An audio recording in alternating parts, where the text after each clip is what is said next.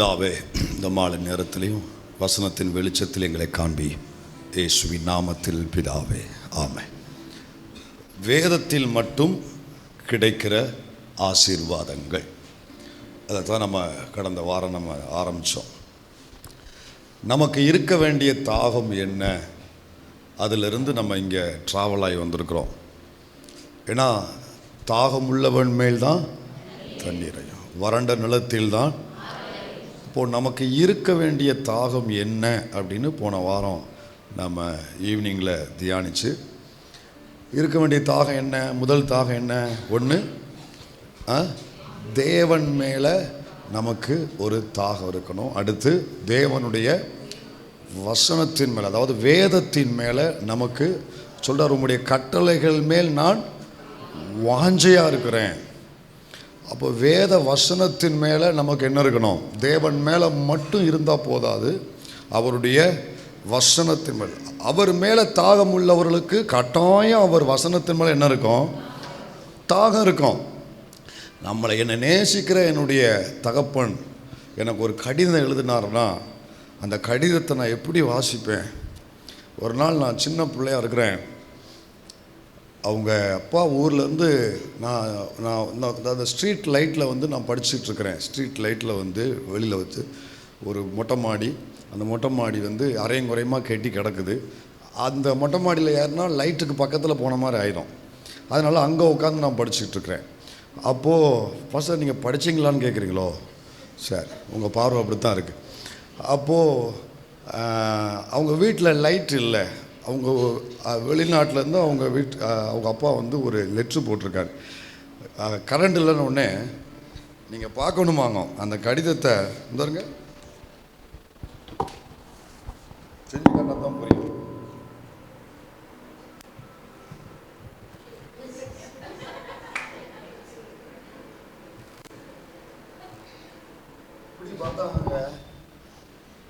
இப்படி பார்த்து அந்த லைட்டு பக்கத்தில் போக போக போகத்தான் அது என்ன கிடைக்கும்? வெளிச்சம் கிடைக்கணுன்னே இப்படியே பார்க்காங்க. இவ்வளவு ஆர்வமாக பார்க்கும்போதே புரிஞ்சிருச்சு அந்த லெட்ரு அனுப்புனவர் அவங்களுக்கு முக்கியமானவர்னு. அந்த கடிதத்தை அனுப்புனவர் அவங்களுக்கு முக்கியமானவர்னு சொல்லி. லெட்ரு எழுதி பழக்கம் இருக்கா? அனுப்பி பழக்கம் இருக்கா? நான் உங்கள் லெட்டர்லாம் சொல்லலை, பொதுவாக அந்த இன்லேண்ட் லெட்டர் அப்படின்னு சொல்லி எழுதி பழக்கம் இருக்கா? அது அந்த பிள்ளைகளுக்கெல்லாம் அப்படின்னா என்னென்னு பாஸ்ன்னு கேட்குறீங்களா? நீங்கள் பிறக்கும்போதே மெயில் ஐடியோடு பிறந்திருப்பீங்க. அந்த லெட்ரு எழுதி அனுப்பி வாங்கி. ஸோ எனக்கு ஒரு பழக்கம், அந்த நாளில் ஒரு கம்யூனிகேஷன், ஒரு ஊழியக்காரரோடு நண்பர்கள், அந்த உறவு கிடைச்சதுன்னா என்னை குறித்து சொல்லுவாங்க. பெங்களூரில் எனக்கு நிறைய நண்பர்கள் இருக்கிறாங்க அங்கே, கிறிஸ்தவ ஊழியக்காரர்கள். ஸோ எனக்கு ஒரு பேரை வச்சுருக்காங்க, அந்த லெட்ரு பாஸ்டரா அப்படிம்பாங்க, லெட்டர் பாஸ்டரா அப்படிம்பாங்க. ஏன்னா இப்போது தான் விட்டுட்டேன், இப்போது நான் அதுக்கெல்லாம் நேரமும் இல்லை, அதுக்கான சூழ்நிலை இல்லை. நல்லா பார்த்தீங்கன்னா ஒரு டைரி வச்சு அவங்க எல்லா அட்ரஸும் வச்சு அப்பப்போ எழுதிக்கிட்டே இருப்பேன். அப்பப்போ அவங்கள உற்சாகப்படுத்த, விசாரிக்க, வசனங்களை எழுத. ஸோ எழுதி எழுதி எழுதி அனுப்பிக்கிட்டே இருப்பேன். அவங்களால பதில் போடவே முடியாது. ஏன்னு சொல்கிறேன்னா, எனக்கு ஒரு லெட்ரு வருதுன்னா அது அனுப்புனவர் யார், அதை பொறுத்து அந்த லெட்டருக்கு நான் முக்கியத்துவம் கொடுப்பேன். எனக்கு பிரியமானவங்க, எனக்கு வேண்டியவங்க, எனக்கு ரொம்ப க்ளோஸாக இருக்கிறவங்க, எனக்கு ரொம்ப பெர்சியஸாக இருக்கிறவங்கன்னா அந்த லெட்டரை நான் அவ்வளோ பத்திரமா, இன்னுங்க 25 வருஷத்துக்கு முன்னாடி உள்ள லெட்டரை இன்னும் நான் பத்திரமா வச்சுருக்கிறேன். யாருக்கு பாஸ்டர்னு கேட்காதீங்க, நான் ஊழியக்காரர்களுக்கும் பாஸ்டர்களுக்கும் சில தலைவர்கள் எனக்கு அனுப்புன லெட்டர்களும், என் தொல்லை தாங்க முடியாமையே லெட்ரு. ஒரு நாள் அகஸ்டின் ஜெபகுமாரனே ஒரு மீட்டிங்கில், ஏதோ ஒரு மீட்டிங்கில் அவங்க சில ஊழியக்காரர்கள்லாம் இருந்து பேசிக்கிட்டு இருக்கும்போது அவர் என்னை அடையாளப்படுத்தும் போது, இந்த இருக்கார் பாருங்க லெட்ரு தொல்லை பிடிச்சவர் அப்படின்னு என்னை அடையாளப்படுத்தினார். என்னை அடையாளப்படுத்து, எதுக்கெடுத்தால் லெட்ரு போட்டே இருப்பார் அப்படின்னு என்ன அண்ணன் சொல்லி ஊழியக்காரன்ட்ட அப்படி ஒரு அடையாளப்படுத்தினார். கர்த்தருக்கு மகிமை. கவனிங்க, அந்த மாதிரி லெட்ரு இன்னும் பத்திரமா வச்சுருப்பேன். ஏன்னா நான் என்ன சொல்ல வரேன்னா, கர்த்தர் மேலே ஒரு தாகம் உங்களுக்கு இருக்கும்னா அவருடைய வசனத்தின் மேலே கட்டாயம் உங்களுக்கு ஒரு தாகம் இருக்கும். இதன் மேலே ஒரு தேவ பிள்ளைக்கு தாகம் இருக்குன்னா இதை எழுதி கொடுத்தவர் மேலே அவங்களுக்கு தாகம் இருக்குன்னு அர்த்தம். அப்போ இந்த வசனத்தின் மேலே நமக்கு என்ன இருக்கணும்? தாகம் இருக்கணும். அப்போ வசனத்தில் நம்ம தாகம் கொண்டு இதில் நம்ம இது ஒரு விருந்து சாலைன்னு நான் சொன்னேன். இந்த வசனத்தை திறந்து வேதத்தை திறந்துட்டோம்னா அவன் விருந்து சாலைக்குள்ளே போயிட்டான். விதவிதமான பலவிதமான பதார்த்தங்கள் அவனுக்கு இருக்கும். பஃபே சிஸ்டம், பெரிய பெரிய ரெஸ்டாரண்ட்டில், ஸ்டார் ஹோட்டலில் பஃபே சிஸ்டத்துக்கு போனீங்கன்னா அங்கே என்னத்தை சாப்பிடணுன்னே நமக்கு தெரியாது. இதை சாப்பிடும். அந்த பிள்ளைகள்லாம் விவரம் தெரியாமல் இதை சாப்பிடுவோம், அங்கேயும் இங்கேயும் ஓடிக்கிட்டாலும் அதை சாப்பிடும், இதை சாப்பிடும், இதை சாப்பிடும், அதை சாப்பிடுன்னு சொல்லி. அந்த மாதிரி இந்த வேதம் ஒரு விருந்து சாலை. இதை திறந்தாச்சுன்னா பலவிதமான பதார்த்தங்கள், ருசி உள்ள ஆரோக்கியமான அருமையான பதார்த்தங்களை கர்த்தர் உள்ள வச்சிருக்கிறாரு. அது உள்ள போறவங்களுக்கு அது ஒரு விருந்து. வேதத்தை திறக்கும் பொழுதெல்லாம் நான் ஒரு விருந்துக்கு போற மாதிரி நினைப்பேன். அப்போ அப்படி இது உள்ள ஆராய்ந்து போகும் பொழுது இந்த வேதத்தில் மட்டுமே எனக்கு கிடைக்கிற ஒரு 7 விதமான ஆசீர்வாதங்கள். வேதத்தில் தாகம் கொண்டு வேதத்தை தியானித்து ஆராயும் பொழுது வேதத்தில் மட்டுமே, அந்த வார்த்தை எல்லாரும் கூட்டிட்டுக்கோங்க, எதுல? வேதத்தில் மட்டுமே. நீங்க ஜெயராஜ் ஸ்டோர்ல வாங்குற கடலை பருப்பு பக்கத்தில் இன்னொரு ஸ்டோர்லையும் கிடைக்கும். ஒரு கடையில் கிடைக்கிறது இன்னொரு கடையில் கிடைச்சா அது ஒன்றும் வேல்யூவானது கிடையாது. ஆனால் ஒரு கடையில் மட்டும்தான் ஒரு பொருள் கிடைக்கும்னா அது வேல்யூ, அதுக்கு வேல்யூ உண்டு, அதுக்கு ரொம்ப முக்கியத்துவம் கொடுப்போம். அதே மாதிரி நான் சொல்ல போகிற சில ஆசீர்வாதங்கள் வேற எங்கேயுமே கிடைக்காது, எங்கேயும் கிடைக்காது. நீங்கள் எங்கே எழுதினாலும் கிடைக்காது, எங்கே போய் தலையை கொடுத்தாலும் கிடைக்காது. இந்த வேதத்தில் மட்டும்தான் கிடைக்கும். இதில் நீங்கள் திறந்து இதை வாசித்து தியானிக்கும் பொழுது மட்டும்தான் இந்த 7 ஆசீர்வாதத்தை நீங்கள் பெற்றுக்கொள்ள வேண்டும். பெற்றுக்கொள்ள விரும்புகிறவங்க லேசாக கையாசிங்க. அப்போ முதல் காரியத்தை போனவன் லேசாக சொல்லி விட்டேன். இன்னும் ஞாபகம் இருக்கா? என்னங்க சொல்லாத புதுசாக சொல்கிறீங்க என்னமோ? எது? ஆவிக்குரிய வளர்ச்சி. இந்த வேதத்தில் மட்டும்தான் கிடைக்கக்கூடிய ஆசீர்வாதம். நம்பர் 1, ஆவிக்குரிய வளர்ச்சி கிடைக்கிறது, அல்லது ஆவிக்குரிய முதிர்ச்சி. ஆவிக்குரிய வளர்ச்சி அல்லது ஆவிக்குரிய முதிர்ச்சி. இந்த வளர்ச்சி வேற எங்கேயும் கிடைக்காது, வேதத்தில் மட்டும்தான் கிடைக்கும். பாஸ்டர் எனக்காக ஜெபம் பண்ணிக்கோங்க பாஸ்டர், நான் நல்ல ஆவிக்குரிய ஜீவத்தில் வளரணும் பாஸ்டர் அப்படின்னு சொல்கிறீங்க. நானும் சரி சொன்னதுக்காக வேறு என்னத்தை செய்ய ஜெபம் பண்ணுறேன்னு சொல்லிக்கிடுவேன். ஆனால் நீங்கள் உண்மையாக வளரணும்னா இப்போ ஓப்பனாக சொல்கிறேன், இதை கையில் எடுத்தால் மட்டும்தான் நீங்கள் வளர முடியும். நீங்கள் ஆவிக்குரிய ஜீவத்தில் வளரணும்னா உங்கள் கையில் எது இருக்கணும்? வேதம் கையில் இருக்கணும், திறக்கணும், உள்ளே போகணும். பேதுரு சொல்கிறார், 1 பேதுரு 2:3 வாசி. நீங்கள் வளரும்படி, நீங்கள் வளரும்படி, ஹலோ நீங்கள் சபையை நீங்கள் வளரும்படி புதிதாய் பிறந்த குழந்தைகளைப் போல திருவசனமாகிய களங்கமில்லாத ஞானப்பாலின் மேல்.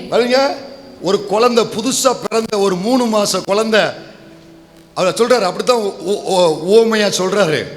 ஒரு குழந்தையை போல அந்த குழந்தை தன் தாய் கொடுக்கிற அந்த ஆகாரத்துக்காக அவ அப்படியே அந்த குழந்தை அப்படி தவியா தவிக்கும்.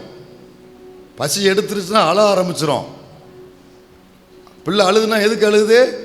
எனக்கு 2 பவுன் மோதிரம் வாங்கி போடுன்னு அழுது. எதுக்கு அழுது? பசிக்கும். அதை அமர்த்தினாத்தான் அது பசி அடங்கும். அப்போ புதுசாக பிறந்த குழந்தை ஒரு நாளைக்கு எத்தனை முறை தன் தாயினிடத்தில் ஆகாரம் இருந்தது? எத்தனை முறை இருந்தது? பசிக்கும் போதெல்லாம் இருந்தோம். அது எப்பெல்லாம் பசிக்கும் அப்பெல்லாம் அழுத பிள்ளை தான். அதே மாதிரி அது எப்பெல்லாம் பசிக்கும் அப்பெல்லாம் தன் தாயை தேடும், பசிக்கும் பொழுதெல்லாம். அதே மாதிரி தான் சொல்கிறார், புதிதாய் பிறந்த குழந்தை மாதிரி அடிக்கடி அந்த பசி இருக்கணும், அந்த தாகம் வசனத்தின் மேலே இருக்கணும். தாய் ஒரு குழந்தை தாயை எப்படி அடிக்கடி தேடுதோ தன் பசி ஆற்றுவதற்கு, அதே போல நீங்கள் திருவசனமாகிய களங்கம் இல்லாத ஞானப்பாலின் மேல். இதுதான் என்னுடைய ஞானப்பால், கர்த்தர் கொடுத்த ஞானப்பால். ஞானப்பாலின் மேல் எப்படி இருக்கணுமா? வாஞ்சையா இருக்கணும். அதான் சொன்னேன், பெராயா பட்டணத்தார் எப்படி இருந்தாங்க? அப்போஸ்தலர் 17 வாசிக்கிறோம், 10 11 வாசி. 17 11 அப்போஸ்தலர் 17 11. அந்த பட்டணத்தார் மனோவாஞ்சையாய். எப்படிங்க? சும்மா ஒரு வெறுப்போடு அல்ல, சரி பாட்டு முடிஞ்சிட்டு அடுத்து பிரசங்கம் பண்ணுவார், கொஞ்ச நேரம் கேட்டு போவோம். இப்படி டைம் ஃபில் பண்ணுறதுக்காக இல்லை, வெறுமையாக இல்லை, மனம் வாஞ்சு. ஐயோ அடுத்து எப்போ பிரசங்கம் வரும், ஐயோ அடுத்து என்ன பாயிண்ட் வரும், ஐயோ என்ன சொல்ல போகிறாங்க, அடுத்து என்ன எழுதுவோம், ஒரு வாஞ்ச, இந்த வசனத்துக்கு என்ன வெளிச்சம், என்ன விளக்கம், ஓ இது இப்படி ஒரு விளக்கம் இருக்கா அப்படின்னு அதை என்ஜாய் பண்ணி அதை அனுபவித்து உள்வாங்கி உடனே எழுதி வைக்கணும். எனக்கு ஒரு பழக்கம் உண்டு, சாப்பிடாலும் சரி, பாத்ரூமில் இருந்தாலும் சரி, தூங்கினாலும் சரி, நடுச்சாமமாக இருந்தாலும் சரி, ட்ராவலாக இருந்தாலும் சரி, ஒரு ஆண்டவர் ஒரு வெளிச்சம் கொடுக்குறாரு ஒரு வசனத்தில், அல்லது ஒரு சில சில சில ஸ்டாண்டர்டான செய்திகளை மட்டும் நான் கேட்பேன். எல்லாத்தையும் கேட்குற எனக்கு டைம் இருக்காது. ரொம்ப வெரி ஸ்டாண்டர்டான ரெய்னார்ட் போங்கேயுடைய மெசேஜும் டாக்டர் பில்லிகரா மெசேஜில் ரொம்ப ஸ்டாண்டர்டாக இருக்கும். அது மொழிபெயர்த்து சிலர் நம்ம தமிழ்நாட்டில் இப்போ வெளியிட்டிருக்கிறாங்க. அதெல்லாம் ரொம்ப நல்லாயிருக்கும். சில ஸ்டாண்டர்டான வார்த்தைகள்லாம் இருக்கும், அதெல்லாம் எனக்கு ரொம்ப பிடிக்கும். அதெல்லாம் நான் அப்பப்போ ட்ராவல் நேரத்தில் வீணாக்காமல் அதெல்லாம் கேட்பேன். அப்புறம் ரிக் வாரன், அதெல்லாம் ரொம்ப அருமையாக இருக்கும். ரிக் வாரன் ரொம்ப ஸ்டாண்டர்டாக இருக்கும், டெப்த்தாக இருக்கும். ஸோ எனக்கு அது ரொம்ப பிடிக்கும். சில தேவ மனிதர்கள் இருக்கிறாங்க, அவங்களுடைய மெசேஜ் எப்போ ரொம்ப ரேராக டைம் இருக்கும்போது, ட்ராவல் டைமை நான் அதுக்கு யூஸ் பண்ண. அப்படி இருக்கும்போது எந்த நேரம் ஒரு புதிய வெளிச்சம் கிடைக்குன்னு வைங்களேன், ஒரு புதிய சத்தியம் கிடைக்கி, அல்லது நான் தியானிக்கும் பொழுது ஆவியானவர் எனக்கு கற்றுக் கொடுக்குறாரு, நான் படுத்திருக்கும் பொழுது எனக்கு ஏதோ ஒரு வெளிச்சத்தை பரிசுத்த ஆவியானவர் எனக்கு டீச் பண்ணுறாருன்னு வைங்களேன், அது என்ன வேலையாக இருந்துச்சு உடனே எடுத்து அதை எழுத ஆரம்பிச்சிடுவேன். என் ஃபோனில் அதை லோட் பண்ண ஆரம்பிச்சிடுவேன், உடனே அதை நோட் பண்ண ஆரம்பிச்சிடுவேன். என்னுடைய டேப்பு, ஃபோன் எல்லாமே நீங்கள் எடுத்து பார்த்தீங்கன்னா எங்கே பார்த்தாலும் இதாக தான் இருக்கும், எங்கே பார்த்தாலும் இந்த நோட்ஸாக தான் இருக்கும்.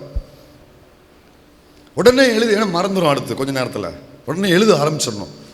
அந்த மாதிரி சில விஷயம் உங்களுக்கு வருது அப்படின்னா நீங்கள் உடனே அதை என்ன செய்யணும், உங்கள் மனதில் அல்லது ஒரு பேப்பரில் அல்லது ஒரு டைரியில் நீங்கள் எழுத ஆரம்பிச்சு. அப்போ தான் நீங்கள் வேதத்தின் மேலே தாகமாக இருக்கீங்க அப்படிங்கிறதுக்கான அடையாளம். அதெல்லாம் இந்த ஜனங்கள் பாருங்களேன், மனோவாஞ்சைய வசனத்தை காரியங்கள் இப்படி இருக்கிறதா என்று தினந்தோறும் வேத வாக்கியங்களை ஆராய்ந்து பார்த்ததினால். ஆடிக்கு அமாவாசைக்கு இல்லை, ஹலோ, ஞாயிற்றுக்கிழமை காலையில் 8 மணிக்கும் 10 மணிக்கும் இல்லை, 6 மணி 8 10க்கு இல்லை, தினம் தோறும் அதை ஆராய்ந்து பார்க்குறாங்க. என்ன சொல்லுது, இதுக்கு என்ன அர்த்தம், இதனால என்ன பிரயோஜனம், இது எனக்கு என்ன சொல்ல வருது, ஆராய்ந்து பார்த்ததினால்.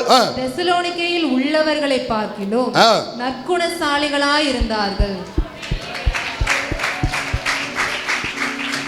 சொல்லுங்க, துர்க்குணத்தில் பிறந்த என்னை நற்குணமாய் மாற்றுவது கர்த்தருடைய வேதம். துர்க்குணக்காரர்கள் நம்ம எல்லாரும் பிறப்புல. என் தாய் என்ன பாவத்தில் கற்பந்தரித்தாள், துர்க்குணத்தில் உருவான. அப்போ துர்க்குணசாலிகளை நற்குணசாலிகளாய் மாற்றுவது எது? வேதம். இதை எடுத்தா உங்க துர்க்குணம் போய் நற்குணம் வரும். அல்லேலூயா. எஸ்ராவை குறித்து வாசிக்கிறோம். எஸ்ராவை குறித்து என்ன சாட்சி? அவன் கர்த்தருடைய வேதத்தை 6:7-10 அவன் கர்த்தருடைய வேதத்தை ஆராயவும் அதன்படி செய்யவும் இஸ்ரவேலிலே கட்டளைகளையும் நீதி நியாயங்களையும் உபதேசிக்கவும் எஸ்ரா தன் இருதயத்தை பக்குவப்படுத்தி இருந்தான். அல்லேலூயா. எஸ்ராவுக்கு வேதத்தின் மேல ஒரு தீராத வாஞ்ச. சிறையிருப்பிலிருந்து வந்திருக்கான், ஆனா வேதத்தின் மேல அவனுக்கு ஒரு வாஞ்ச. அதை ஆராய்ஞ்சு பார்க்குறான், அதை அப்ளை பண்ணுறான், அதை ப்ரீச் பண்ணுறான், மெடிடேட் பண்ணுறான், அப்ளை பண்ணுறான், ப்ரீச் பண்ணுறான். இதுக்கு தன் இருதயத்தை அவன் பக்குவப்படுத்தி இருந்தான். அவன் ஒரு உண்மையை கண்டுபிடிச்சான்.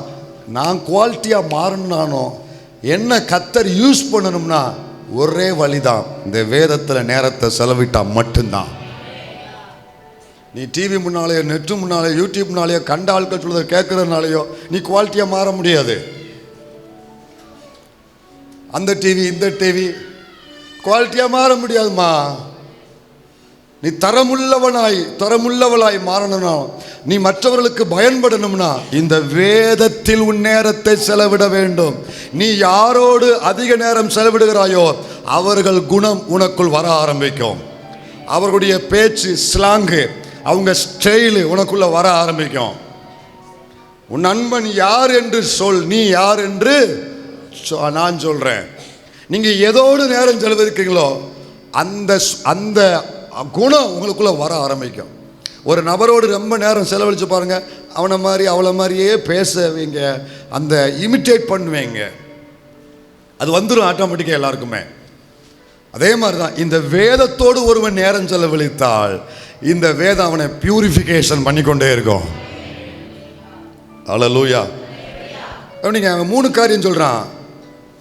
அவன் 1 அதை ஆராயணும், 2 அதன்படி செய்ய, 3 அதை உபதேசிக்க. அப்போ வேதத்தை ஒரு பிள்ளை 3 காரியம் செய்யணும். 1 என்ன செய்யணுங்க, 2 செய்யணும்.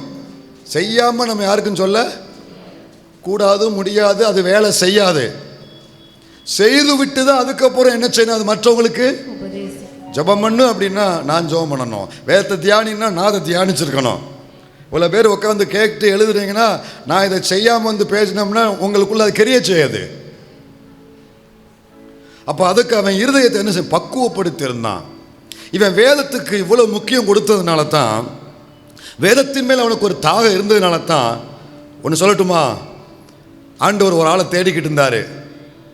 சிறையிருப்புக்கு பின்பு ஒரு ஸ்பிரிச்சுவல் ரெஃபர்மேஷனுக்கு, ஒரு ஸ்பிரிச்சுவல் ரிவைவலுக்கு கர்த்தர் ஒருத்தனை தேடிக்கிட்டு இருந்தார். தேடும் பொழுது ஆண்டவர் ஒருத்தனை கண்டுபிடிச்சாரு, அவன் தான் எஸ்ரா. சிறையிருப்புக்கு பின்பு எழுப்புதலுக்கு பயன்படுத்தப்பட்டவன் யார் சொல்லுங்க பார்க்கலாம், எஸ்ரா. ஆவிக்குரிய எழுப்புதலுக்கு பயன்படுத்தப்பட்ட நபர்கள் நிறைய பேர் இருக்கிறாங்க.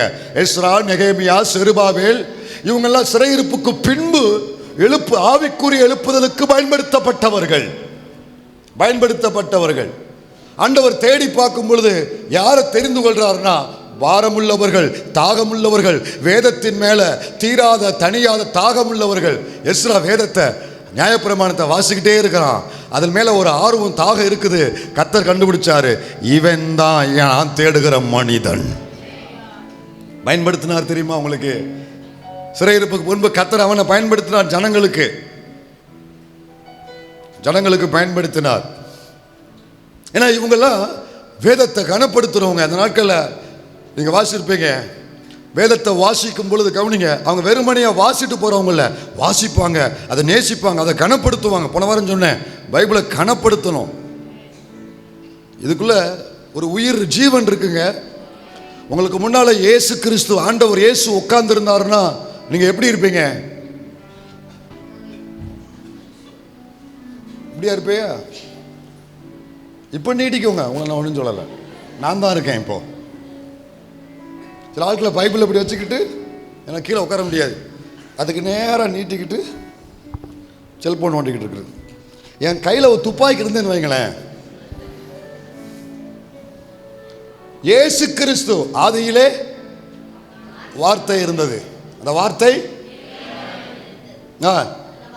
தேவனா இருந்தது. தேவன் எங்க இருக்கிறாரு?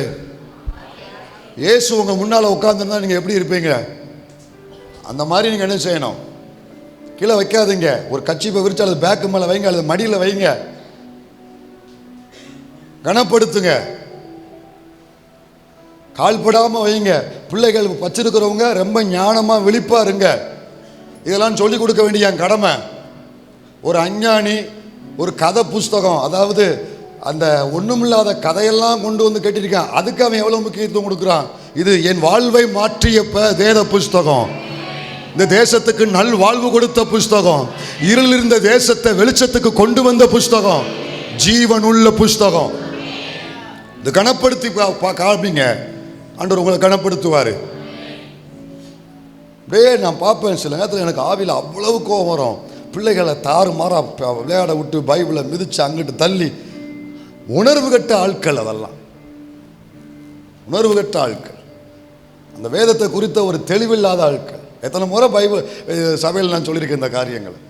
கனப்படுத்தி போலங்க உலகத்தான பாருங்க, போய் கொஞ்சம் ரோட்டில் திரிஞ்சு பாருங்க, அவன் என்னென்னலாம் எவ்வளவு காரியம் அவன் செய்கிறான் பாருங்க.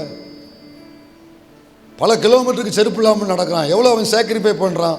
இத்தனைக்கும் ஒரு கல்லையும் மண்ணையும் ஜீவன் இல்லாத உயிரற்றவைகளை சேவிக்கிறவன் அவன் எவ்வளவு சாக்ரிஃபை பண்ணுறான், அவன் எவ்வளவு அதில் ஆர்வம் காட்டுறான். ஆனால் அவனுக்கு பிரோஜனம் இல்லை, சாபந்தான் கூடுது.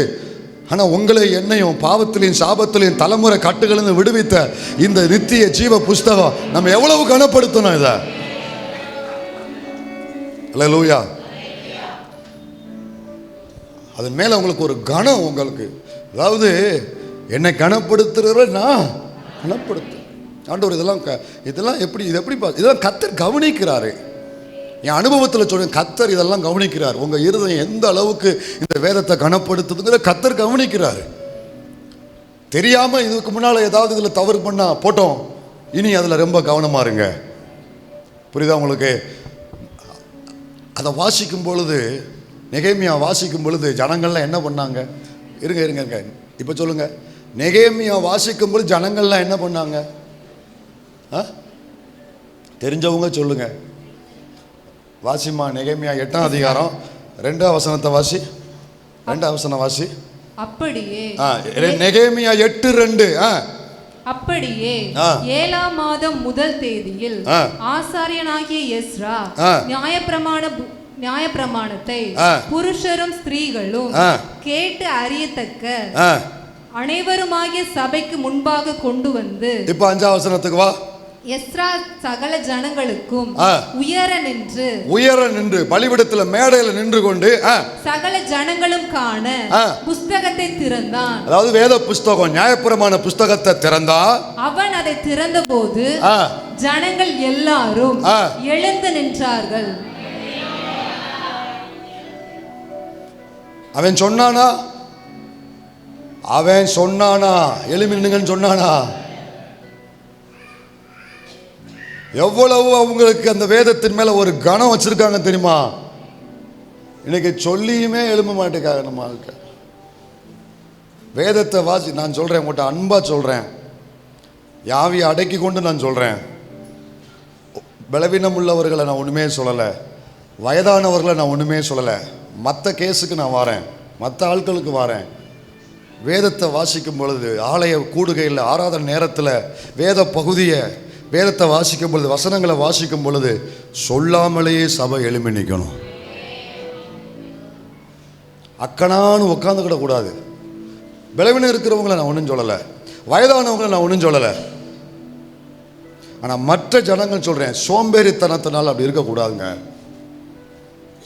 எனக்கு ஒன்று தெரியும் தேவ பிள்ளையே, என் வாழ்க்கையில் மறுபடியும் சொல்கிறேன், எனக்கு ஒன்று நல்லா தெரியும், ஆண்டவரையும் அப்படியே வார்த்தையும் கனப்படுத்துகிறவனை கர்த்தர் எங்கே கொண்டு போய் வைப்பார்னு எனக்கு நல்லா தெரியும். அப்படியே எழும்பி நின்னாங்க இந்த வேதத்தின் மேலே. அதான் சொன்னேன், இஸ்ரவேல் ஜனங்கள் எவ்வளவு விழுந்தாலும் அவங்க எழும்ப காரணம் தெரியுமா? அவங்க எவ்வளவு வெட்டப்பட்டாலும் மறுபடியும் துளிர்விட காரணம் தெரியுமா? 2 காரியத்தை அவங்க உயிரே போனாலும் அதை கடைபிடிப்பாங்க. 1, ஓய்வு நாளை விட மாட்டாங்க. 2, இந்த நியாயப்பிரமாண புஸ்தகம் அவங்க நாவை விட்டு விலகாது இருக்கும். காலையில் எழும்பும் பொழுதும் குட் மார்னிங் சொல்கிறத விட அவங்க சொல்லுவாங்க, உபாகம் 6 நாளை எடுக்க வேண்டாம், 6 நாளை இஸ்ரவேலே கேள், நம்முடைய தேவனாகிய கர்த்தர் ஒருவரே. அதை சொல்லிட்டு தான் அவன் எழும்புவான், அதை சொல்லிட்டு தான் அவன் தூங்க போவான். ஆராதனை நாளுக்கும் வேத வசனத்துக்கும் அவன் அவ்வளவு நடுங்குவான், அவன் அவ்வளவு கனப்படுத்துவான். அதை கர்த்தர் பார்த்து தான் அவன் எவ்வளவு வெட்டப்பட்டாலும் ஆண்டவர் அவனை துளிர்விட வச்சுக்கிட்டே இருக்கிறாரு, அவனை ஆசீர்வதிக்கிறாரு. அல்ல இப்போ சொல்கிறதா வந்தவங்க நீங்கள் கவனிச்சுக்கோங்க. நீங்கள் இதில் சரி உருவானாலே போதும், மொத்த சபையும் உருவாயிரும். நீங்கள் உரம் ஒரு மாதிரி உங்களை சபைக்குள்ளே கொண்டு போய் போட்டாச்சுன்னா மொத்த சபையும் அப்படியே தயிராக மாறிடும். அது மாதிரி நீங்கள் இதை வேதம் வாசிக்கும் போது இன்னைக்கு சொல்கிறதான் வருக வரைக்கும் நான் இதை சொல்கிற மாதிரி நீங்கள் வைக்கக்கூடாது.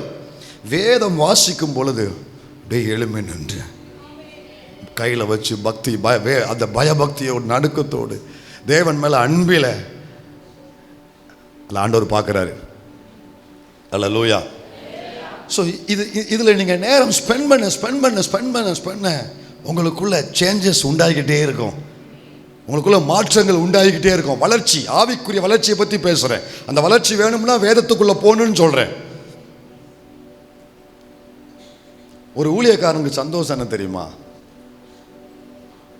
ஒரு மேய்ப்பனுக்கு சந்தோஷம் என்ன தெரியுமா? இவ்வளோ பேர் வந்தாங்க, இவ்வளோ காணிக்க இது இல்லைங்க. என்ன சந்தோஷம் தெரியுமா? தன் சபை மக்கள், என் பிள்ளைகள் சத்தியத்தில் நடக்கிறார்கள் என்கிறத கேள்விப்படும் பொழுது உண்மையான ஒரு போதகனுக்கு, ஒரு மேய்ப்பனுக்கு, சபை போதகனுக்கு ஒரு சந்தோஷம். அவன் யாருக்கு ஊழியம் செய்கிறானோ அந்த ஜனங்களுக்குள்ள ஒரு ஆவிக்குரிய வளர்ச்சி வந்துச்சுன்னு வைங்களேன், அதை போல ஒரு சந்தோஷம் அவனுக்கு எதுவுமே இல்லை. ஒரு ஆவிக்குரிய வளர்ச்சி, ஆவிக்குரிய முதிர்ச்சி ஒரு சபைக்கு வரணும். எத்தனை நாள் தான் குழந்தையா சவள பிள்ளையாவே உட்காந்துக்கிட்டு அப்படியே எத்தனை நாள் தான் தவந்துக்கிட்டே இருப்பீங்க? ஒரு முதிர்ச்சியை நோக்கி நீங்க போகணும். ஒரு ஆவிக்குரிய வளர்ச்சி, அதுதான் ஒரு மேய்ப்பனுக்கு சந்தோஷம். போன வாரம் இதை நான் ப்ரீச் பண்ணிட்டு இந்த வாரம் ப்ரீச் பண்ணணுமேன்னு சொல்லி இதை தியானிச்சுக்கிட்டு ஒரு போதகருடைய அவருடைய டெஃபினேஷன், அவர் புக்கை நான் வாசிக்கிட்டு இருக்கும்போது ஒரு காரியம் என்னை ரொம்ப தொட்டுச்சு. அவர் சபையில் போய், நான் சொல்கிறத நல்ல கவனிங்க, நான் இப்போ சொல்ல வர்ற ஒரு சம்பவத்தை, உலகத்தின் ஒரு வழக்கத்தை, அது ஆவிக்குரிய சிந்தையோடு ஆவிக்குரிய வளர்ச்சிக்கு ஏதுவோ நான் இப்போ சொல்கிறேன். பக்கத்தில் கை கொடுங்க, அவங்க முகத்தை பாருங்க. ஆவிக்குரிய சிந்தையோடு நினைவோடு இதை கேட்போம்.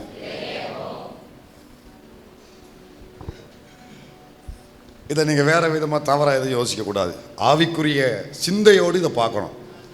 ஏன்னா நிறைய விஷயத்த உலக பிரகாரமான காரியத்தை சொல்லி தான் பவுல் என்ன செய்கிறாருன்னா ஆவிக்குரிய வளர்ச்சிக்கு நேராக அவங்கள கொண்டு வராரு.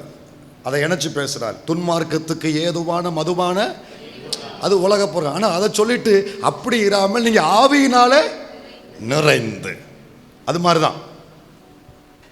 அந்த பாஸ்டர் என்ன பண்ணாருன்னா ஒரு நாள் ஆராதனை இல்லை முடிஞ்சு, அதாவது ஆராதனை முடிஞ்சு செய்திக்கு முன்னால் பலிபீடத்தில் நின்று ஓன்னு அழ ஆரம்பிச்சிட்டாரு.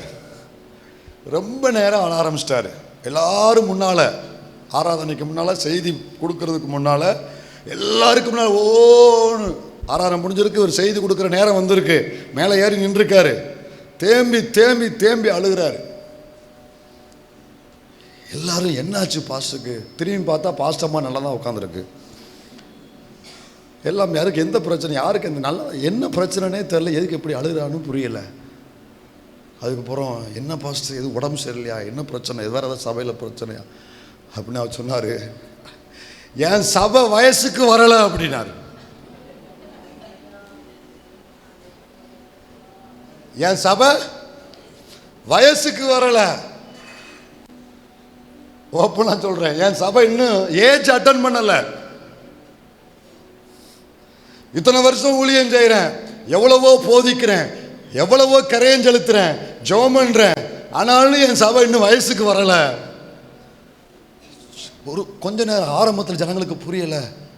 அதுக்கப்புறம் அவர் அழுகிறதையும் அவர் சொல்கிற வார்த்தையும் இணைச்சி பார்த்தா, ஜனங்களுக்குள்ளே இருக்கிற அந்த மந்த நிலைமை இணைச்சி பார்த்தா ஜனங்களுக்கு புரிஞ்சிருச்சு. ஒரு குறிப்பிட்ட ஆட்கள் அவர்களும் போதவரோடு சேர்ந்து அழ ஆரம்பிச்சிட்டாங்க. கொஞ்சம் பேர் முதிர்ச்சி உள்ளவங்க அழ ஆரம்பிச்சிட்டாங்க. அவங்கள பார்த்து மொத்த சபையும் ஒரே அழுக, ஆண்டவரே எங்களை மன்னிங்க, ஆண்டவரே எங்களுக்குள்ள வளர்ச்சியை தாங்க, ஆண்டவரே எங்களை அர்ப்பணிக்கிறோன்னு சொல்லி அந்த ஆராதனை முழுவதும் அர்ப்பண ஆராதனையாக மாறிச்சு. ரொம்ப டச் பண்ணுச்சு. அது அவருக்குள்ள எவ்வளவு ஒரு ஆதங்கமும் வேதனை இருந்தால் இந்த வார்த்தையை வழிபடத்தில் சொல்லி அழுதிருப்பாரு. ஒரு பெற்றோரின் மகிழ்ச்சி அதுவே ஒரு போதகரின் மகிழ்ச்சி. ஒரு பெற்றோரின் வேதனை அதுவே ஒரு போதகரின் வேதனை. அது என்ன மகிழ்ச்சி, அது என்ன வேதனை? ஒரு தாய் தகப்பனுக்கு தனக்கு ஒரு பிள்ளை பிறந்த உடனே ஒரு மகிழ்ச்சி இருக்கும். அந்த பிள்ளை வளர்ந்து தவந்து போகும்போது ஒரு மகிழ்ச்சி இருக்கும். தவந்தது எலும்பி நடந்தால் ஒரு மகிழ்ச்சி இருக்கும். அப்புறம் அது ஸ்கூலுக்கு போய் குழந்தை பருவத்தில் ஆடி ஆடி ஓடி ஆடி அப்படி அது ஒரு மகிழ்ச்சி இருக்கும்.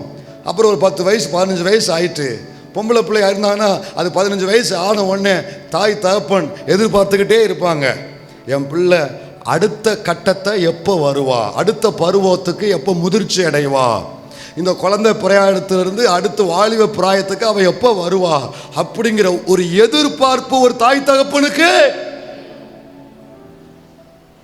இருக்கும். திடீர்னு ஒரு செய்தி அப்பாவுக்கு வருது, நம்ம பொண்ணுக்கு இந்த மாதிரி ஆண்டவர் ஒரு ஆசீர்வாதம் தந்துட்டாரு, முதிர்ச்சி அடைஞ்சிட்டா. உடனே இந்த தகப்பனுக்கு தாய்க்கு வர சந்தோஷத்துக்கு அளவே இல்லை. சில ஆட்கள்லாம் எனக்கு ஃபோன் பண்ணி சொல்லும் பொழுது அழுதுகிட்டே சொல்லியிருக்கிறாங்க. அதாவது அழுகன்னா துக்க அழுக இல்லை, அது ஆனந்த அழுக.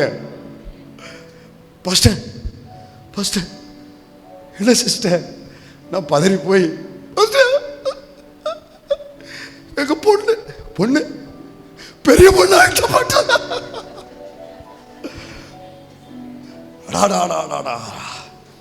ஒரு தனி சந்தோஷம் இல்லையா? அது ஒரு ஆனந்த அழுகை, ஆனந்த அழுகை. இது ஒரு பெரிய மகிழ்ச்சி, இது பெரிய நம்ம கல்ச்சரில் பெரிய செலிப்ரேஷன்லாம் வச்சிருக்கிறாங்க. அதை தோத்திரம். அது எவ்வளோ சந்தோஷம். அவங்க பெற்றோர்களை பற்றி ஒரு சந்தோஷமா இல்லையா? அதே தான். அந்தந்த வயதில் சபைக்குள்ள அந்த வளர்ச்சி, அந்த முதிர்ச்சி இருந்தால் தான் எங்களுக்கு ஒரு சந்தோஷம். போதித்து ஜெபித்து வசனங்களை சொல்லி பிரயாசப்பட்டு அந்தந்த காலத்துக்குரிய முதிர்ச்சியும் வளர்ச்சியும் சபைக்குள்ள வரலன்னா அதே துக்கம்தான் எங்களுக்கு. நான் சொல்ல எல்லாருக்கும் புரியணும், நான் நம்புறேன். ஒரு வளர்ச்சியை பார்க்கணும் தேவ ஜனமே, ஒரு முதிர்ச்சி உங்களுக்கு இருக்கணும். நாங்கள் பிரயாசப்பட்டது வீணா போகக்கூடாது. நாங்கள் உங்களுக்காக அழுதது, ஜெபித்தது, போதித்தது.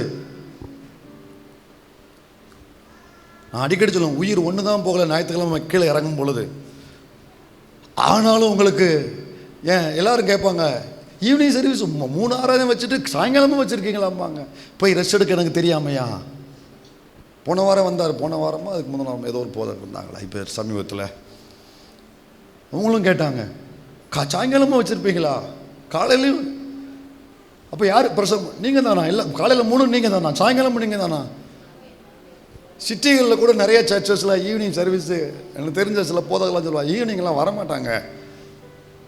நான் உங்களுக்கு சொல்லுவேன், வைங்க வச்சா வருவாங்க அப்படின்னு.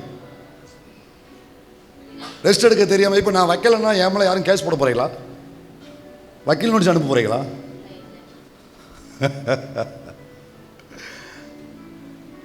நான் பாட்டில் ரெஸ்ட் எடுக்கலாம். ஆனாலும் சரி, இருக்கிற நேரமும் உங்களை சந்திக்கணும்னா அந்த சனி ஞாயிறு மட்டும்தான் உங்களை சந்திக்க முடியும். உங்கள் நிலைமை அப்படிப்பட்ட நிலைமை, எல்லாரும் நிலைமை, வாழ்வாதாரம் வேறு இருக்குது. அப்போ அதை நம்ம என்ன செய்வோம், பிரயோஜனப்படுத்திக்கிடுவோம். அப்படிங்கிறதுக்காக தான் பிரயாசப்படுறோம். அப்போ நாங்கள் பட்ட பிரயாசம் வீணாக போகக்கூடாதுன்னா அந்த வளர்ச்சி, ஆவிக்குரிய வளர்ச்சி,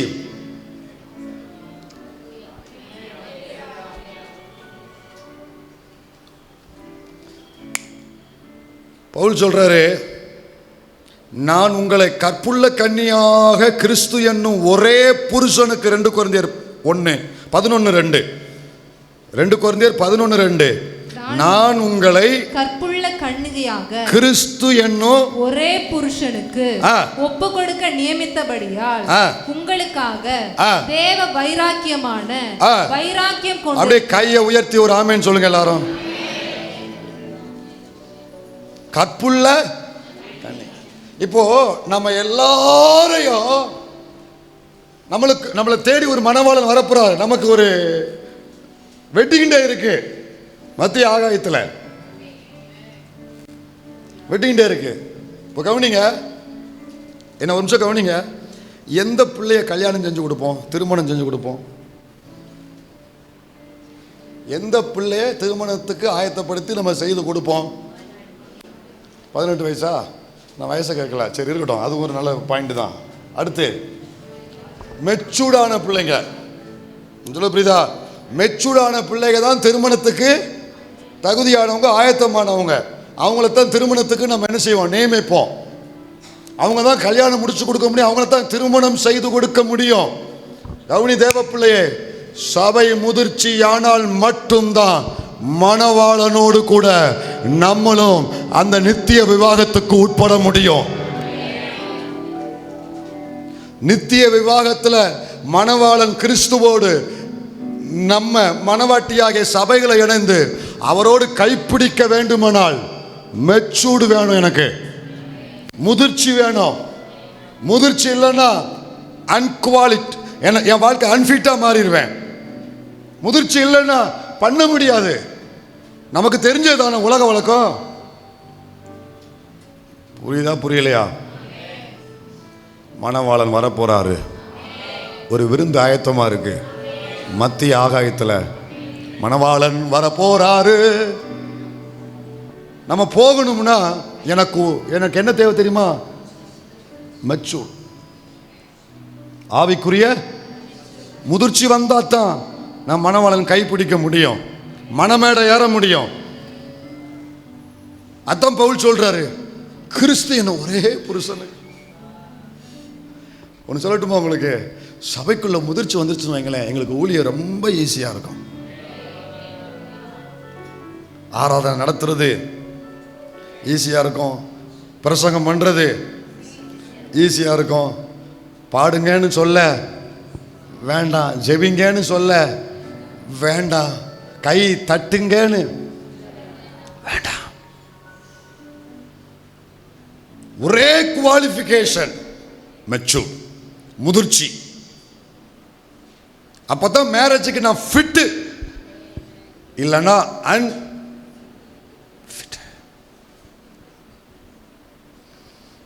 இயேசு சொன்னாரு, பரலோகத்தில் இருக்கிற என் பிதாவின் சித்தத்தின்படி செய்கிறவனே, மத்தேயு 7:21, பரலோகத்தில் இருக்கிற என் பிதாவின் சித்தத்தின்படி செய்கிறவனே பரலோக ராஜ்யத்தில் பிரவேசிப்பானே அல்லாமல் கர்த்தாவே கர்த்தாவே என்று சொல்லுகிறவன் அதில் பிரவேசிப்பதில்லை. முதல்ல என்ன சொன்னேன்?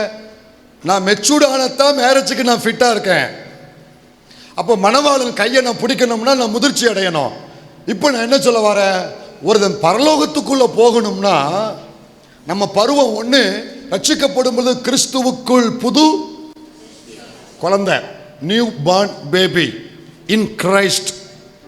ரட்சிக்கப்படும் பொழுது நீங்கள் நானும் யாரு? New born baby in Christ. கிறிஸ்துவுக்குள்ள நம்ம ஒரு புது குழந்தை, பிறந்த குழந்தை. அது முதல் பருவம். அதுக்கப்புறம் நம்ம பிள்ளைகள், வேதத்தின்படி பிள்ளைகளே உங்களுக்கு எழுதுகிறேன். அடுத்த பருவம் என்ன பருவம்? பிள்ளைகள். நியூ பார்ன் பேபிக்கு அப்புறம் குழந்தை பருவத்துக்கு அப்புறம் என்ன பருவங்க? பிள்ளைகள். மூணாவது பருவம் என்ன? புருஷர்கள். புருஷர்கள். இது மட்டும் வந்தாலும் பரலோகம் போக முடியாது. ஏன்னா புருஷராக இருக்கிறவர்கள் எல்லாருமே தேவ சித்தத்தை செய்கிறது கிடையாது. இந்த 3 பருவத்தையும் தாண்டி ஒருவன் தேவ சித்தத்தை செய்யக்கூடிய அந்த ஆவிக்குரிய வளர்ச்சிக்குள்ள வராம பாருங்க, அந்த ஆவிக்குரிய முதிர்ச்சி அடைந்தவன் தான் இது தேவ சித்தம், இதை செய்யணும், இது தேவ சித்தம், இதை செய்ய, இப்படிங்கிற ஒரு பகுத்தறிந்து செயல்படக்கூடிய பக்குவத்துக்கு வருவான். இவன் தான் பரலோகத்தில் பிரவேசிப்பானை அல்லாமல் சும்மா குவா குவா குவான்னு கூப்பிடுறவன் கிடையாது. என்னாச்சு? குழந்தை அந்த காலத்தில் விளம்பரம், நம்ம நாட்களில் அந்த விளம்பரம் அது ரொம்ப ஃபேமஸ்ல. குழந்தை அழுகுது, அதுக்கு என்ன செய்யணும்? கூப்புற போட்டு மிதி. நீ குழந்தையா இருக்கன்னு அதைத்தான் செஞ்சேன். விட்டு வருஷம் 25 வயசுல உனக்கு விட்டு வருஷம் கொடுப்பாங்க. பெட்ரோல் பல்க்ல இருந்து அந்த பம்பை எடுத்து அவன் வாய்க்குள்ள விடணும். புரியுதா? முதிர்ச்சியை நோக்கி கடந்து போவோம். சபையில் ஒரு ஆமேன். பரலோகம் போகணும்னா எங்க என்ன வேணும்? முதிர்ச்சி. மெச்சூர்ட் ஆகணும். ஏஜுக்கு, வயசுக்கு வரணும். பசங்களுக்கு சொல்றேன், வயசுக்கு வரணும். புரியுதா? அரும்புல் மீச முளைச்சா மட்டும் போதாது, முதிர்ச்சி இருக்கணும். ஏஜ் அட்டன் பண்ணணும். ஆவிக்குரிய சிந்தையோடு இந்த வார்த்தையை கேளு. கிறிஸ்துவுக்குள்ள ஒரு மெச்சூர்டு, ஒரு முதிர்ச்சி, ஒரு ஆவிக்குரிய தரம், ஆவிக்குரிய குவாலிட்டி, இந்த தரம் நமக்கு வரணும். குழந்தையாவே இருக்கக்கூடாது. அப்படின்னா ஒரு அடையாளம் என்னன்னா, எதையுமே சொல்லி செய்யக்கூடாது, சொல்லாமலேயே செய்யணும். சொல்லாமலேயே.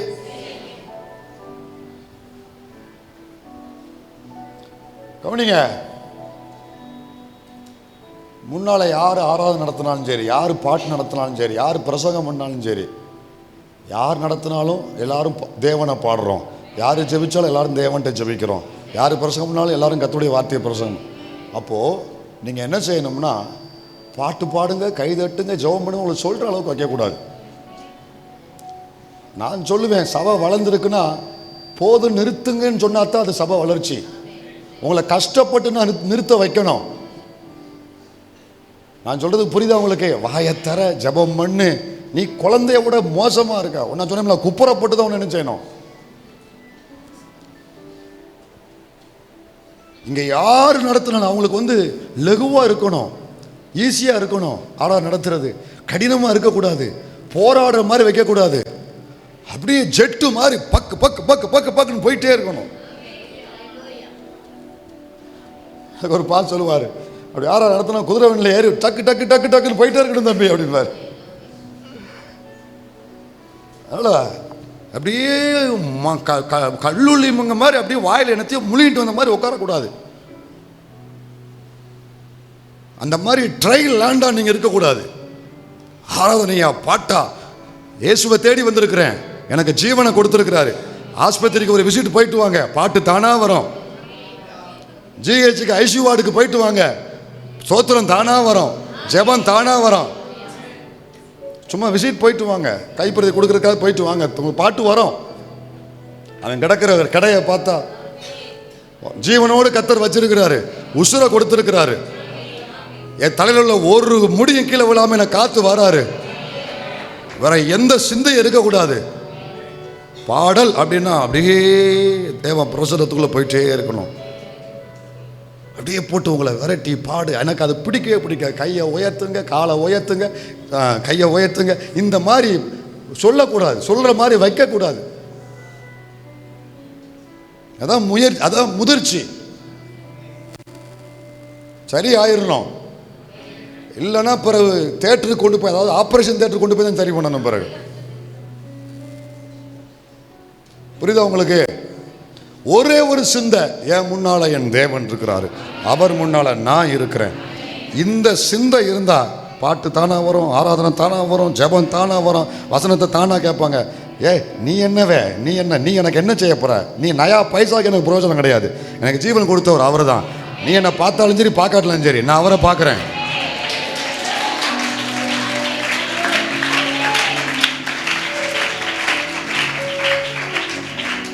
பக்கத்தில் கை கொடுத்து சொல்லுங்க, பக்கத்தில் கை கொடுத்து சொல்லு, ஆராதனைக்கு வந்தா நான் உன்னை பார்க்க மாட்டேன், நீ என்ன பார்க்கக்கூடாது, ரெண்டு பேரும் கர்த்தரை பார்ப்போம். அதுக்கு பேர் தான் முதிர்ச்சி, வளர்ச்சி. அப்போத்தானே ஆண்டவருக்கு ரெக்கமெண்ட் பண்ண. இன்னைக்கு நீ பொண்ணு மாப்பிள்ளெல்லாம் கேட்கும் பொழுது பாஸ்கிட்ட கேளுங்க, இந்த பொண்ணு எப்படி, இந்த பையன் எப்படி, நல்ல பொண்ணு தான், நல்ல பையன் தான். இப்போ சொல்ல பயமா இருக்கு. இப்போ ஆண்டவருக்கு நான் சொல்லணும், இது எல்லாம் ஓகே, எல்லாமே ஆண்டவரே தகுதி ஆயிட்டாங்க, எல்லாம் ஃபிட்டா இருக்கிறாங்க, ஓகே சொல்லணும் அவங்கள பார்த்து. இதுவா இது, அந்த நிலைமை இருக்கக்கூடாது. இந்த வளர்ச்சி எல்லாம் எங்க போனா தான் கிடைக்கும்? வேதத்தை ஆராயும் போல் கவனிங்க. இது ஒரு கண்ணாடி புஸ்தகம். வேதம் ஒரு கண்ணாடி.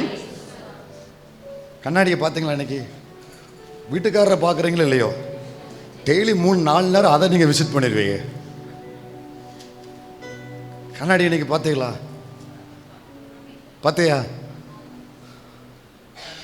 கண்ணாடி எதுக்கு பார்க்குறோன்னு சொல்லுங்க. எல்லாம் சரியா இருக்கா? தலை உழைஞ்சிருந்தா அது அந்த காலத்தில். இப்போ நல்லா இருக்கிறத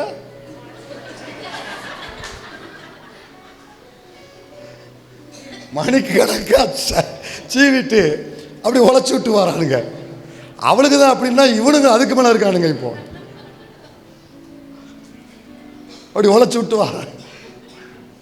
சரி விடுங்க. அப்போ கண்ணாடி முன்னாடி நம்ம எதுக்கு வாரோம்னா, என்கிட்ட ஏதாவது குறை இருக்கா? அப்படி அந்த கண்ணாடிக்கு வந்து அதை மறைக்க தெரியாது, மாற்றி காண்பிக்க தெரியாது. என்ன குறை இருக்கோ அது அப்படியே. ஏன் கண்ணாடியும் அப்படித்தான். இதை திறந்தா நீ இருதயத்துக்கு ஏற்றவனா இருந்தாலும், உரியாவின் மனைவியின் பட்சபேதத்தில் நடந்த ஒரு காரியத்தை தவிர ஒரு புள்ளியை வச்சுட்டாரு. அதுக்கு மறைக்க தெரியாது. அதுக்கு மாற்றி காட்ட தெரியாது. நீ இதயத்தை ஏற்றவன் தான். ஆனாலும் ஒரு காரியத்தில் நீ தவறிட்ட. காமிச்சிருச்சு, கண்ணாடி காமிச்சிருச்சு. அப்போ ஒரு குறைய காமிக்குனா நல்ல கவனி, முதிர்ச்சிங்கிறது அதில் தான் தெரியும். நீ மணவாளன் கிறிஸ்துவை சந்திப்பதற்கு நீ ஆயத்தமுள்ள ஒரு மணவாட்டியா இருக்கையாங்கிற அதில் தான் தெரியும். நீ பரலோகத்துக்கு ரெடியா இருக்கையாங்கிற அதில் தான் தெரியும். கண்ணாடிக்கு மேலே போய் ஒரு குறை தெரிஞ்சவங்கள என்னமோ கருப்பாக இருக்கு, அது வேற என்னமோ இருக்கு, உடனே போய் என்ன செய்வோம், கழுவுவோம், உடனே சரி பண்ணுவோம், உடனே அது என்னத்தையாவது மேலே கோட்டிங்க கொடுத்தாவது என்னத்தையாவது ஒன்று சரி பண்ணுவீங்க. இப்போ இதை திறந்து வாசிக்கும் பொழுது எங்கேயாவது என்ன ஒரு புள்ளி ஒரு டாட் அளவில் என் குறைய காமிக்கணும் வைங்களேன், உடனே அதை கழுவ ஆரம்பிக்கணும். இந்த கண்ணாடிக்கு ரெண்டு பங்கு உண்டு, ரெண்டு விதமான செயல்பாடு உண்டு. உங்க வீட்டில் கண்ணாடி குறைய காமிக்க மட்டும்தான் தெரியும், அதை சரி பண்ண தெரியாது. இந்த கண்ணாடி அப்படி அல்ல, காமிக்கவும் செய்யும். அதுக்கு அர்ப்பணிச்சா அதை சுத்திகரித்து அதை உங்களை ஆமே உங்க பாவங்கள் சிவேர் என்று இருந்தாலும் பஞ்ச போல பசுமையாய் மாற்றக்கூடியவர்.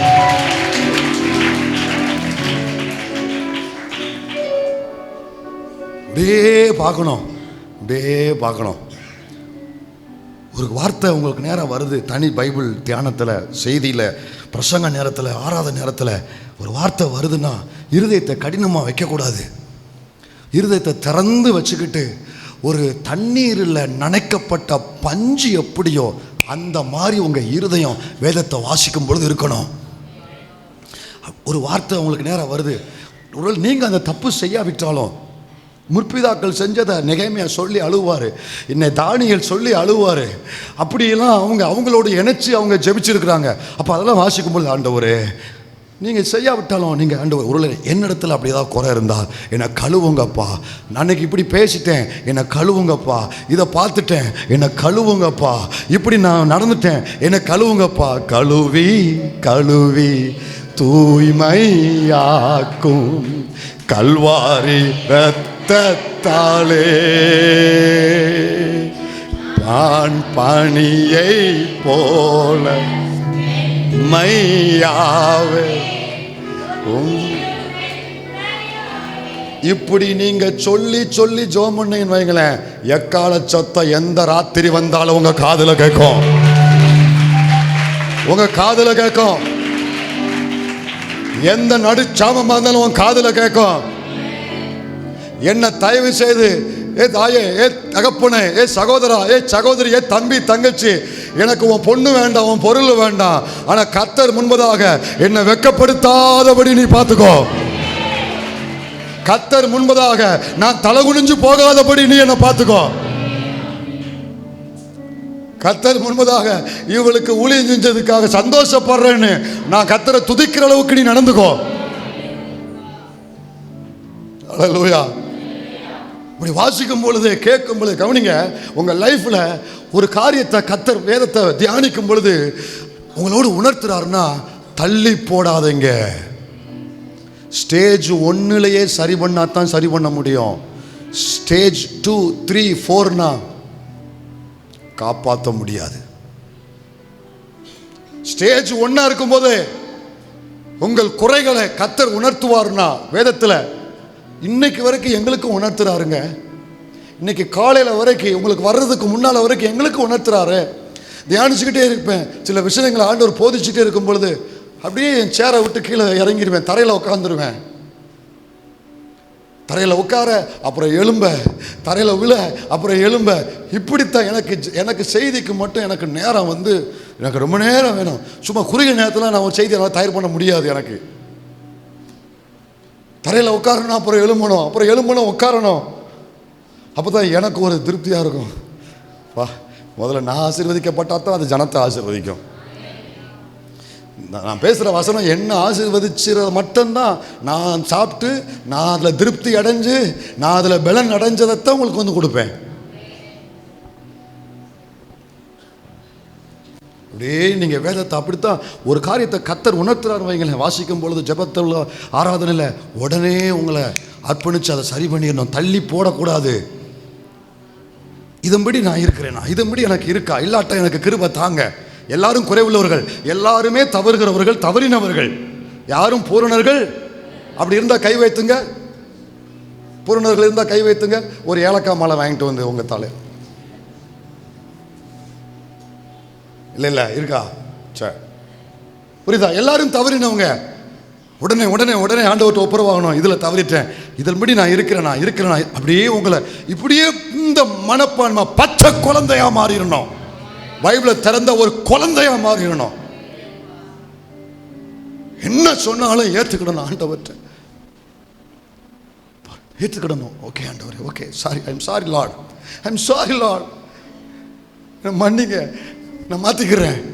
உடனே உடனே ஒப்புரவாகணும். இந்த இந்த வீடை கூட்டி குப்பையை எங்கே கொண்டு போய் போடணும்? டெய்லி குப்பையை நீங்கள் வெளியேற்றிட்டீங்கன்னா வீடு சுத்தமாக இருக்கும்.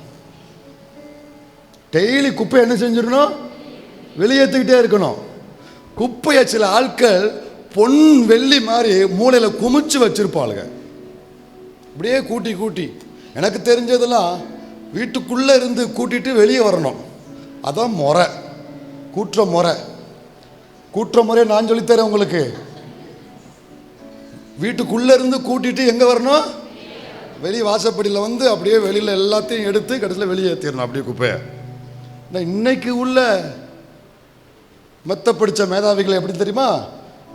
நான் உங்களை சொல்லலை, இங்கே யாரும் இருந்தால் தப்பாக நினச்சிக்கிடாதீங்க. நினைச்சாலும் எனக்கு பிரச்சனை இல்லை, ஏன்னா இது வரைக்கும் நினைக்காத நினைக்க போகிறாங்க, பிரச்சனை இல்லை. இன்னைக்கு உள்ள ஆட்கள் வாசல்ல இருந்து வீட்டுக்குள்ளே கூட்டி வராங்க. வீட்டில் கூட்டி வந்து செவத்துக்கு அப்புறம் என்ன செய்ய போகிறா? அதை அப்படியே அள்ளி பீரக்குள்ள வைக்க போறியா? உன் பிள்ளைக்கு சீதனமாக கொடுத்து விடுறதுக்கு குப்பையை அப்படியே சில வீடுகளில் பாருங்க, கைக்கு வந்ததை மட்டும் அள்ளுறது, மற்றதை அப்படி அப்படி அப்படி அப்படி உழைச்சி விட்டு போயிடுறது, அல்லது மூளையில் குமிச்சுட்டு போயிடுறது. என்னத்தை தான் படிச்சுட்டு வந்தீங்களோ நீங்க? ஒரு செயலை வச்சே உங்க ஆவிக்குரிய நிலைமை என்னால் கணிக்க முடியும். கூட்டுறதில் முதற்கொண்டு நாங்கள் உங்களுக்கு சொல்லி தருவேன், புரியுதா? எல்லாம் கூட்டிகிட்டு தான் எங்களை கொண்டு வந்து இப்போ உங்களை குப்பையை, அன்றாட குப்பையை வெளியேற்றிருங்க. குப்பைக்காரங்க தான் வராங்களே, அள்ளி வெளியே போட்டுருங்க, சேமிச்சு வைக்காங்க, வீடு நாராம இருக்கும். அதே மாதிரி வாழ்க்கையில் அன்றாட குறைகள் கரைகளை கழுவி கழுவி கழுவி கழுவி கழுவி சரி பண்ணிக்கிட்டே இருங்க. வாழ்க்கை நறுமணம் வீச ஆரம்பிக்கும். இல்லைதான் நாத்தம் தான் வீசும். உடனே உடனே லைஃபை நீங்க சரி பண்ணிக்கோங்க. ஆமென் சொல்றீங்களா? கவனிங்க, ஒரு பிள்ளை பிறந்தால் சரீர வளர்ச்சிக்கு நீங்க எந்த முயற்சி எடுக்க வேண்டாம். சரீர வளர்ச்சி ஆட்டோமேட்டிக்கா வளர்ந்துகிட்டே இருக்கும். ஆனா ஆவிக்குரிய வளர்ச்சி என்பது சரீர வளர்ச்சி மாதிரி தானாக நிகழ்கிற ஒன்று அல்ல. இவன் பிறக்கும் பொழுது தவந்துக்கிட்டு தான் இப்போ நடக்காம ஓடுறான், இப்படி வளர்ந்து வரான். அந்த சரீர வளர்ச்சிங்கிறது இயற்கையானது, எல்லாருக்கும் ஆட்டோமேட்டிக்காக நடக்கக்கூடிய ஒன்று. ஆனால் ஆவிக்குரிய வளர்ச்சி சரீர வளர்ச்சி மாதிரி தானாக நிகழ்கிற ஒன்று அல்ல. அதற்கு நாம் தான் பிரயாசப்பட வேண்டும். நான் தான் அதுக்கு வேதத்தை ஆராய்ந்து என் இருதயத்தை பக்குவப்படுத்தி அதற்கு பிரயாசப்பட வேண்டும். சொல்லுங்க, மரத்திலிருந்து காய் கொட்டுவது போல ஆவிக்குரிய ஜீவியத்தில் தானாக வளர முடியாது. அதுக்கு ஏற்றபடி நான் என்னை தயார்படுத்திக்கிடணும். எனக்கு ஒரு பெரிய தியானிக்கும் பொழுது, ஆண்டவரே முதல்ல என்ன இந்த முதிர்ச்சி கொண்டு வாங்க, அப்புறம் என் சபை மக்கள் எல்லாரையும் இந்த முதிர்ச்சியை கொண்டு வாங்க, இந்த முதிர்ச்சியை நான் என்னைக்கு பார்ப்பேன் சபையில் அப்படிங்கிற ஒரு ஏக்கத்தோடு தான் உங்க முன்னால் நான் வந்து நிற்கிறேன். அது வந்துருச்சுன்னு வைங்களேன், அதுக்கு இணையான சந்தோஷம் வேற எதுவுமே இல்லை. எனக்கு ரொம்ப கஷ்டமாக இருக்காது எதுவுமே. பிரசங்கம் பண்ணுறது ஈஸியாயிரும், பாடல் பாடுறது ஈஸியாயிரும், எல்லாமே ஈஸியாயிரும், எல்லாமே ஈஸியாயிரும். நான் சொல்லியிருக்கேன், பாட்டு பாடினாலும் சரி ஆறாவது நீங்கள் ரொம்ப கஷ்டப்பட வேண்டாம். நீங்கள் சொல்லிட்டு பேசாமல் மைக் ஆஃப் பண்ணுங்க, அவங்க ஜெபம் பண்ணுவாங்க. என் ஜனங்கள் நான் நம்புகிறேன். இனி யார் என்ன மைக்கில் குறிப்பை சொல்லிட்டு மைக் ஆஃப் பண்ணுங்க, அவங்க ஜெபம் பண்ணுவாங்க. உங்களை நம்பி சொல்லியிருக்கேன்.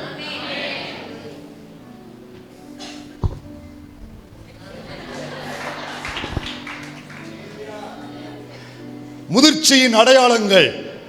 இதுவரைக்கும் இருந்த உற்சாகம் இனிமே இருக்கணும். முதிர்ச்சியின் வேதத்தை தியானிக்கிறவர்கள் அல்லது வேதத்தின் மேல தாகம் உள்ளவர்கள், இவர்களுக்கு இருக்கிற முதிர்ச்சியின் அடையாளங்கள். நீங்க வேதத்தை உண்மையா தாகத்தோடு எடுத்து தியானிச்சிருப்பீங்கன்னா உங்களுக்கு ஒரு முதிர்ச்சி வந்திருக்கும். அந்த முதிர்ச்சியின் அடையாளங்கள் 7. அப்படியே டெப்த்து கீழே போய்கிட்டே இருக்கு, வெவ்வேறு ஆங்கிளில் போய்கிட்டு இருக்கு. தாகம் நடத்தும், அப்போ வேதத்தின் தியாகம் நடத்தும், அப்போ வேதத்தை தியானிச்சா முதிர்ச்சி வரும் நடத்தும், அப்போ முதிர்ச்சியின் அடையாளம் போயிட்டு இருக்கு. இது எங்கே போய் முடிய போய் எனக்குன்னு தெரில. அதான் சொன்னேன்ல, விருந்து சாலை, இங்கே போனா அங்கே, அங்கே போனா இங்கே, இங்கே போனா இங்கே, இப்படித்தான் போகும். அப்போ முதிர்ச்சியின் அடையாளங்கள் என்ன? நம்பர் ஒன் கவனிங்க, முதிர்ச்சியின் அடையாளமே நான் இன்னும் வளரவில்லை, இன்னும் வளர வேண்டும் என்று அவர்கள் அறிந்திருப்பார்கள். நான் வளர்ந்தது போதாது, நான் கற்றுக்கிட்டது போதாது. பிலிப்பியர் 3:12 பவுல் சொல்றாரு, நான் அடைந்தாயிற்று. 3:12 பிலிப்பியர் 3:12 நான் அடைந்தாயிற்று அல்லது முற்றும் தேறினவனானேன் என்று எண்ணாமல். கவனிங்க, பவுல் அவருக்கு எண்ணுவதற்கு எல்லா தகுதியும் இருக்கு. என்ன கவனிக்கணும், 14 எபிரேயரை சேர்த்தா 14 நிருபம் எழுதியவர், 3 மிஷனரி பிரயாணம் மேற்கொண்டவர், 1 ரோமாவரி பிரயாணம் மேற்கொண்டவர், கிறிஸ்துவுக்காக எத்தனையோ அடிபட்டவர், கல்லறி உண்டவர், 3ஆம் வானம் வரைக்கும் எடுத்து கொள்ளப்பட்டவர். அப்போஸ்தலர்களிலே இவர் பட்ட மாதிரி யாரும் பாடுபட்டதில்லை. இவ்வளவும் அவர் பிரயாசப்பட்டோம், எல்லா தகுதியும் அவருக்கு இருந்தோம். அவர் சொல்றாரு, நான் அடைந்தாயிற்று அல்லது முற்றிலும் என்று எண்ணாமல். இதுதான் ஒரு முதிர்ச்சியின் அடையாளம். எனக்கு எல்லாம் தெரியும் சொன்னேன்னா உலகத்தில் நீ தான் ஒன்றும் தெரியாதவ. எனக்கு எல்லாம் தெரியுங்கிற எண்ணம் வரவே கூடாது. இவ்வளோ பெரிய மனுஷன், அவர் சொல்லலாம் நான் தேறிட்டேன்னு சொல்றதுக்கு எல்லா குவாலிஃபிகேஷனும் அவருக்கு. ஆண்டவர் பார்வையில் பவுல் எல்லா காரியத்திலும் ஃபிட். அவரு 3ஆவானவருக்கு யாரு கிடைச்சது அந்த பாக்கியம்? இத்தனை வெளிப்பாடு, புது உடன்படிக்கையின் ரகசியமே பவுல் மூலம்தான் நமக்கு கிடைச்சிருக்கு. அதுல உள்ள டெப்த் எல்லாமே பவுல் மூலம்தான் கிடைச்சிருக்கு. இவ்வளவு பெற்றவர், அவர் சொல்றதுக்கு தகுதி இருக்கு. நான் தேறிட்டேன் பவுல் சொன்னாலும் தவறில்லை. ஆனாலும் அவர் சொல்றாரு, நான் இன்னும் தேறல, நான் இன்னும் தேறினவனான் என்று எண்ணவில்லை. கற்றுக்கொள்ளக்கூடிய மனம் இருக்கிறவன் மட்டும்தான் பிறருக்கு கற்றுக் கொடுக்கக்கூடிய தகுதி உடையவன். இன்னும் நாங்க கத்துக்கிட்டு தான் இருக்கோம். இன்னும் ஆண்டவர் எனக்கு கற்றுத்தாங்க. இந்த வார்த்தை எத்தனை முறை என் வாயிலிருந்து வருதுன்னு எனக்கே தெரியாது. டெய்லி இன்னும் கற்றுத்தாங்க. தேறிட்டேன்னு நினைக்கக்கூடாது, எனக்கு எல்லாம் தெரியும் நினைக்கக்கூடாது. முதிர்ச்சி உள்ளவங்க ஒரு நாளும் எனக்கு தெரியுங்க நினைப்பேன். இவங்ககிட்ட இருந்து ஏதாவது ஒரு காரியத்தை நான் கற்றுக்கிட மாட்டேன்னா, அவங்கெல்லாம் பாருங்க ரொம்ப பேசவே மாட்டாங்க. ரொம்ப நான் ஆதி நாட்களில் சில பெரிய ஆட்கிட்ட நான் பார்த்துருக்குறேன், முதிர்ச்சியான ஆட்கிட்ட நான் 10 காரியம் சொல்லி பேசினா கடைசியாக ஒரே ஒரு வார்த்தை தான் சொல்லுவான். எனக்கு அப்போல்லாம் கஷ்டம், என்ன இவங்க வாயை திறக்கவே மாட்டேங்கான், பேசவே அமைதியாக இருக்கிறான். இப்போ சொல்கிறேன், இப்போ நான் கண்டுபிடிச்சேன், இப்போ எனக்கு உண்மை புரியுது. அவங்கெல்லாம் முதிர்ச்சியோடு நடந்திருக்கிறாங்க. ரொம்ப பேச மாட்டாங்க, ரொம்ப பேசுறதுக்கு அவங்க விரும்ப மாட்டாங்க. முதிர்ச்சி அடைந்தவங்க நான் முதிர்ச்சி ஆயிட்டேன்னு கூட சொல்ல மாட்டாங்க, அமைதியாக இருப்பாங்க. எனக்கு எல்லாம் தெரியும் நினைக்க மாட்டாங்க. 2வது, ஒவ்வொன்றையும் விளக்குனா நம்ம அது காரியத்துக்கு வர முடியாது, மெயின் கேட்டுக்கு வர முடியாது நம்ம. 2வது, அனைவரையும் சமமாய் நேசிப்பார்கள். யாரு? முதிர்ச்சி அடைஞ்சவங்க. அவர்களால் நேசிக்க முடியாதுன்னு சொல்லி யாருமே இருக்க முடியாது. எல்லாரையும் சமமாக நேசிப்பாங்க, எல்லாரையும். 3வது, யாவரோடும் சமாதானமாய் இருக்க விரும்புவார்கள். சிலரோடு சமாதானமாக இருக்க முடியாது, ஆனால் இருக்கும்படி இவங்க விரும்புவாங்க. இந்த இயேசு சொன்னாரு, சமாதானம் பண்ணுகிறவர்கள் சமாதானத்துக்கும் முதிர்ச்சிக்கும் நெருங்கின தொடர்பு உண்டு. இந்த முதிர்ச்சி கவனிங்க, வளர்ச்சி அடைஞ்சவங்க, முதிர்ச்சியானவங்க சமாதானம் பண்ணக்கூடிய மனநலம் அவங்களுக்கு எப்போதும் இருக்கும். எதுக்கும் அவங்க போட்டு சண்டை பிடிக்கணும்னு அவங்க விரும்ப மாட்டாங்க. அந்த முதிர்ச்சி அடைந்தவர்கள் சுற்றி இருக்கிறவர்களுடைய இருதயத்தை குளிர பண்ணுவார்கள். சொல்லுங்க என் கூட சேர்ந்து, முதிர்ச்சி அடைந்தவர்கள் தங்களை சுற்றி இருக்கிறவர்களுடைய இருதயத்தை குளிர பண்ணுவார்கள். அவங்க நினைச்சாலே அவங்க பக்கத்தில் மனசு அப்படியே சந்தோஷமா இருக்கும். ஏன்னா அவங்க காயப்படுத்த மாட்டாங்க, அவங்க சண்டை பிடிக்க மாட்டாங்க, சமாதானத்தை விரும்புவாங்க. அவங்களால வீட்டுக்கு லாபம், அவங்களால நாட்டுக்கு லாபம், அவங்களால சபைக்கு லாபம். அவங்கள எல்லாரும் விரும்புவாங்க. யார? முதிர்ச்சி உள்ளவங்க. ஏன்னா அவங்க என்ன பண்ணுவாங்க? சமாதானம் பண்ணுவாங்க. அடுத்த நாள் அது சிறிய காரியங்களை பெரிதாக்க மாட்டார்கள். சைல்டுஹுட் ஹேபிட்டாக இருக்கக்கூடாது. எதுக்கு எடுத்தாலும் சின்ன சின்ன காரியத்தையும் அப்படி பெருசாக்க மாட்டாங்க. சின்ன காரியத்தை அப்படி பெருசாக்கி அதுக்கு ஒரு ஃபிலிம் கொடுத்து ஒரு படம் கொடுத்து அதை அப்படி ஆக்க மாட்டாங்க. சின்ன காரியத்தை அப்படி வீட்டில் அப்படி முதிர்ச்சியோடு இருக்கணும். புரியுதா? சின்ன சின்ன காரியத்தை கோவத்தில் எனக்கு தேவைன்னு சொல்லியிருப்பாருன்னா விட்டு தள்ளுங்க. அதை சாயங்காலம் வரைக்கும் அவிச்ச இட்லிக்கு ஒரு உள்ள அப்படியே சூடாக இருக்கிற மாதிரியே இருக்கக்கூடாது. சாயங்காலம் வரைக்கும் அப்படியே வச்சுக்கிட்டு இப்படி சொன்னார், வரட்டு நான் வச்சுக்கிறேன். ரோட்டில் ஒருத்தன் வண்டியில் போகிறான், தெரியாமல் உங்களை இடிச்சிட்டான், சாரி அக்கான்னு சொல்கிறான். பரவாயில்ல பிரதர். அவன் என்ன உங்க கூட பிறந்தவனா இல்லை உன் செத்தி பையனா? அவன் சாரி சொன்னவனே பரவாயில்லன்ட்டு போகிறான். உன் புருஷன் 100 மன்னிப்பு கேட்க அவன் இறங்கவே மாட்டுக்க. நீ எவனையோ மன்னிக்கிற, உன் கெட்டின புருஷனை மன்னிக்க மாட்டுக்க, சொந்த வீட்டுக்கார மாமியாவை மன்னிக்க மாட்டுக்க, மருமகளை மன்னிக்க மாட்டுக்க. சொல்லுங்க, கேட்கறதுக்கு பதில் சொல்லாமல் நான் விட மாட்டேன். நான் சின்ன சின்ன காரியங்களை என்ன செய்யக்கூடாது? அப்படி பெருசாக்க கூடாது. அப்படி தட்டி விட்டு போயிட்டே இருக்கணும். காலில் ஒட்டினதை பழமொழி கேட்டுருப்பீங்களா? காலில் ஒட்டினதை அவன் எங்கே வரை கொண்டு வந்துட்டானா? தலைக்கு வரை கொண்டு வந்துட்டானா? தெரியாதவங்க முழிக்கிறேன். நான் அதுக்கு இப்போ சொல்ல போகிற கிடையாது. அப்படி தட்டி விட்டு போயிட்டே இருக்கணும். சிரிச்செல்லாம் அப்படியே பெருசுப்படுத்தவே கூடாது. அப்படி பெருசுப்படுத்தணும்னா நிறையா படுத்தலாம். நம்மளை வச்சு இன்னும் நிறைய ஒரு 5 படம் எடுக்கலாம். அந்தளவுக்கு நம்மகிட்ட இருக்கு. அதெல்லாம் யோசித்து பார்க்கணும். ஆண்டவர் ஓட்டினார் வைங்களேன், ஒரு திரையை கட்டி ஒவ்வொரு தெருவுலையும் ஸ்டீவன் பார்ட் 1, ஸ்டீவன் பார்ட் 2, உங்கள் பேரையும் போட்டுக்கோங்க. ரொம்ப சிரிக்காதீங்கன்னா உங்கள் பேரையும் போட்டுக்கோங்க. உங்கள் பேரை போட்டு பார்ட் 1 பார்ட் 2 போட்டார் வைங்களேன், கோவில்பட்டியில் தூத்துக்குடி மாவட்டத்திலே நம்ம இருக்க முடியாது. தலைமறைவாய் போய் தான் இருக்கணும். என்ன பேச்ச காணும்? ஆண்டவர் விடல. நீ வந்து கண்ணீர் சிந்தனை பண்ணி உன்னை தூக்கி தோல்ல போடல, உன்னை மன்னிச்சு கழுவி சுத்திகரிச்சு என் பிள்ளைங்கிற உரிமையை விட்டு கொடுக்காம வச்சிருக்கல. அவர் மட்டும் உன்னை மன்னிக்கணும். நீ எவனையும் மன்னிக்க மாட்ட. நீ சிறுசா இன்னும் பெருசாவே வச்சுக்கிட்டு இருப்ப. இந்த ராத்திரியில் இதெல்லாம் சரியாயிரும் சபைக்குள்ள.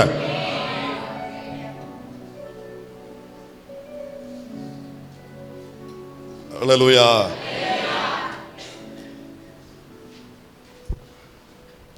அப்புறம் எத்தனை சொல்லியிருக்கேன்? நானே தான் சொல்லியிருக்கேனா? அப்போ இன்னைக்கு 1000 போல டைம். 5வது பழைய கவனிங்க, வசனத்தை வாசித்து வரேன். பிலிப்பியர் 3, அதே 3:13 வாசி.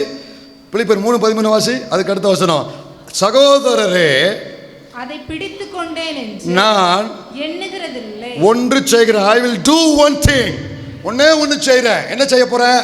பின்னானவைகளை மறந்து, பின்னானவைகளை நினைத்து, பின்னானவைகளை நினைத்து நிமிர்ந்து பாருங்க. 4வது என்ன செய்யணும்னா, 5வது என்ன செய்யணும்னா, பழைய கதைகளை, பயனற்ற காரியங்களை விடணும். பின்னான காரியம் அது பழசு. பின்னான காரியம் அதில் பயனற்றது நிறையா இருக்கும். பழைய காரியங்களையும் பயனற்ற காரியங்களையும் விடணும். அதை பேசக்கூடாது.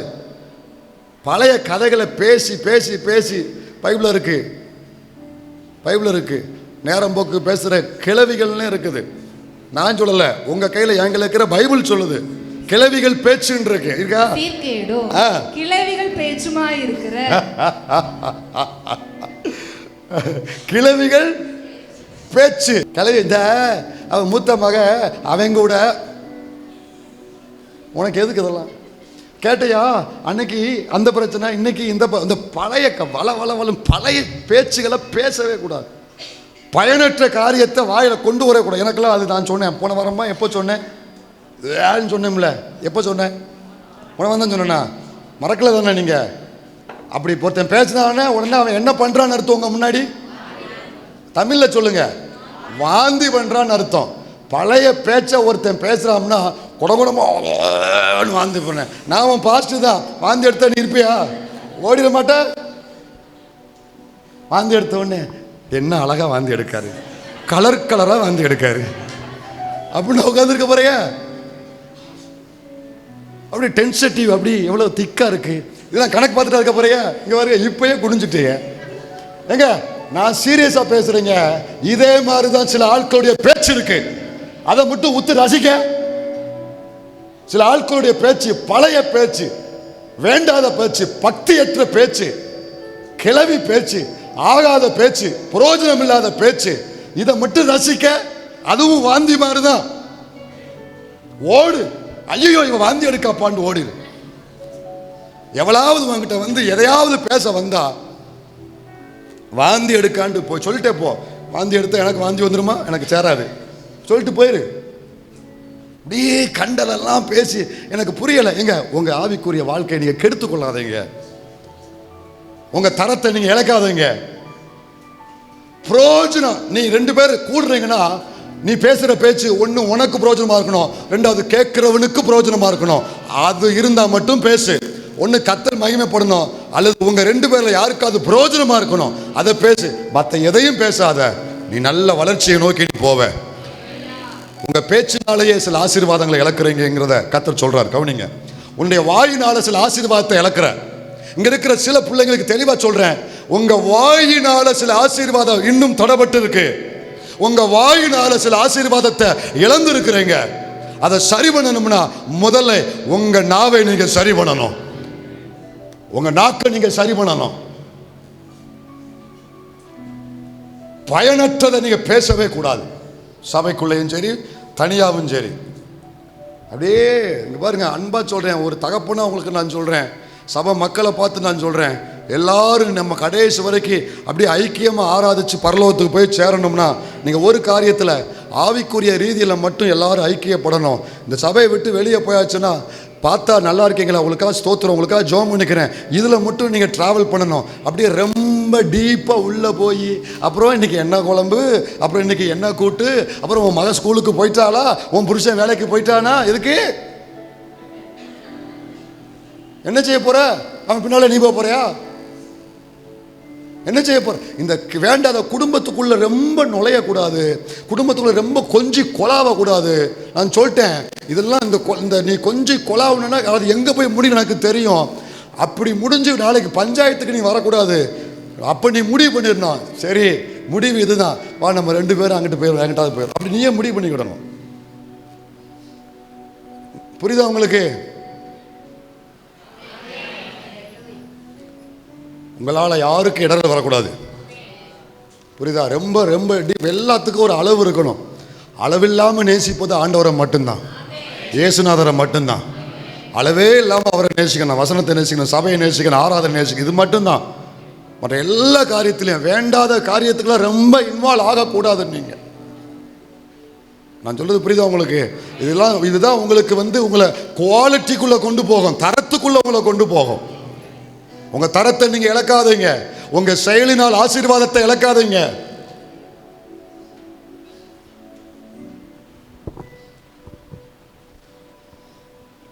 எத்தனை சொல்லியிருக்கேன்? அடுத்த வார்த்தையில் குறைவாகவும் செயலில் அதிகமாகவும் உறுதியாகவும் இருப்பாங்க.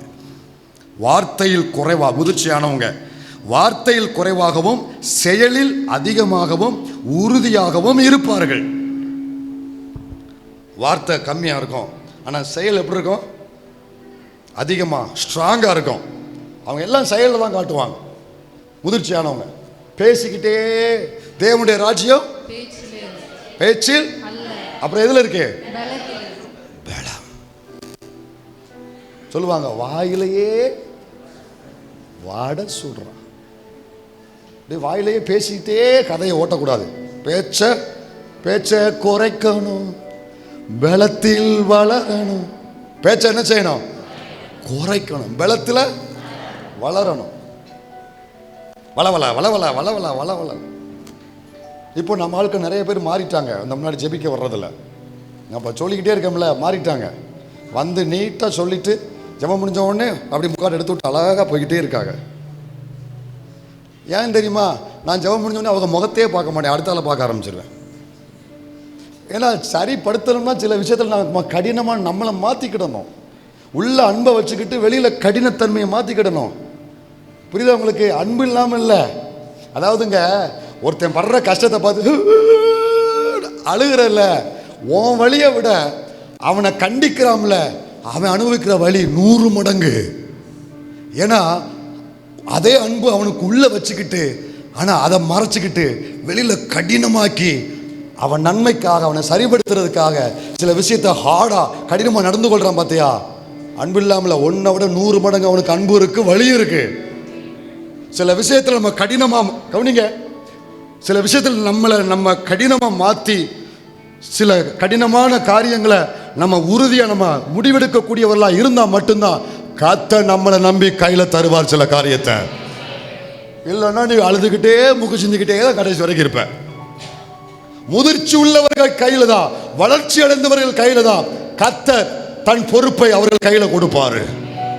அவர்கள் நம்பிதான் கொடுப்பாரு. நீ ஊழமுக்கு வடிச்சுக்கிட்டே இருந்த கடைசி வரைக்கும் நீ உனக்கு வடிக்கணும், குடும்பத்துக்கு நீ தொடச்சிக்கிட்டே இருக்க வேண்டியதான். முதிர்ச்சிக்குள்ள கடந்து போக ஆரம்பிக்கணும். நம்ம இங்க இருக்கிற ஒவ்வொருவரும், நான் அன்னைக்கு சொன்னேன், ஏதோ ஒரு டைம்ல ஏதோ போன வாரமா, நீங்க ஒவ்வொருவரும் தாயாய் மாற போறீர்கள், தகப்பனாய் மாற போறீர்கள். உங்க கையில ஒரு கூட்டத்தை தேவன் கொடுத்து உருவாக்க போறாரு, பயன்படுத்த போறாரு.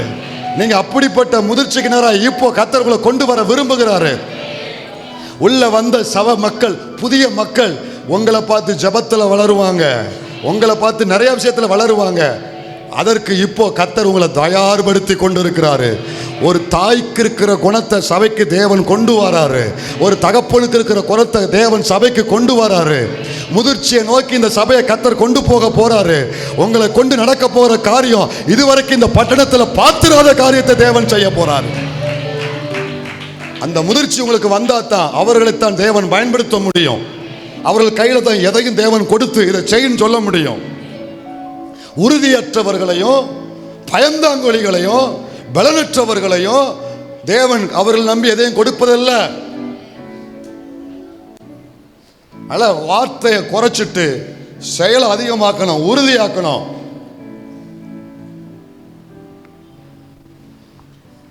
ஏழாவது, சரீர அவயங்கள், அதாவது நாவை அடக்குவார்கள். முதிர்ச்சியானவர்கள் சரீர அவயங்களையும் குறிப்பாக நாவையும் அடக்குவார்கள்.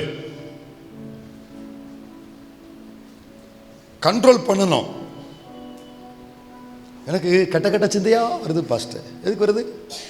நீ விடிய விடிய உட்காந்து கண்டதெல்லாம் பார்த்தா வரத்தான் செய்யும்.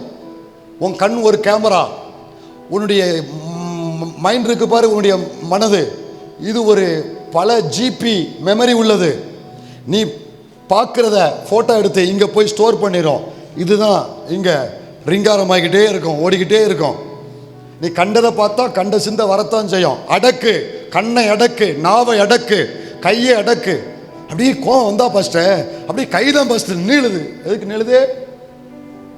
கையை போய் பலிபீடத்தில் வை. இந்த கையை கழுவுங்க ஆண்டவரே. நாவு வருதுன்னா நாவுக்கு ஆண்டவர் சொல்லு, என் வாய்க்கு என்ன போடுங்க? காவல் போடுங்க. நான் வாய் அடக்க முடியலையா? ஒரு ஐடியா சொல்லித்தரேன், ப்ராக்டிஸ் பண்ணி பாருங்க, கண்டிப்பாக முடியும், நான் நம்புகிறேன்.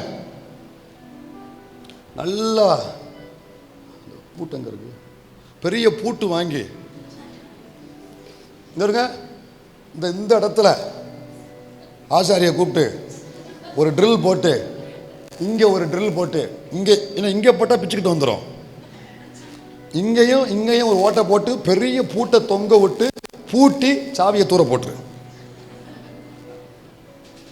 சரியாயிரும். இப்படியெல்லாம் நம்ம அடக்க முடியுமா? அப்படிலாம் நம்ம அடக்க போகிறது, நாம் அடக்க பழகணும். அப்படியே வந்துடுது பாஸ்டர் வாயில், வரும் வரும் வரும் வரும், என்னை அறியாமலே வந்துடுது பாஸ்டர். அவர் கோபப்படுத்தினா எனக்கு வாய் வந்துடுது, அவளுக்கு நாக்கு நீளம்னா எனக்கு கை நீளம். இப்படியே சொல்லிக்கிட்டே போங்க. ஆளுக்கு எனக்கு அது கை நீளுது, அவளுக்கு வாய் நீளுது. அப்புறம் என்னைக்கு தான் உங்கள் வாழ்க்கை நீளப்போகுது, உங்கள் ஜீவியம் வளரப்போகுது?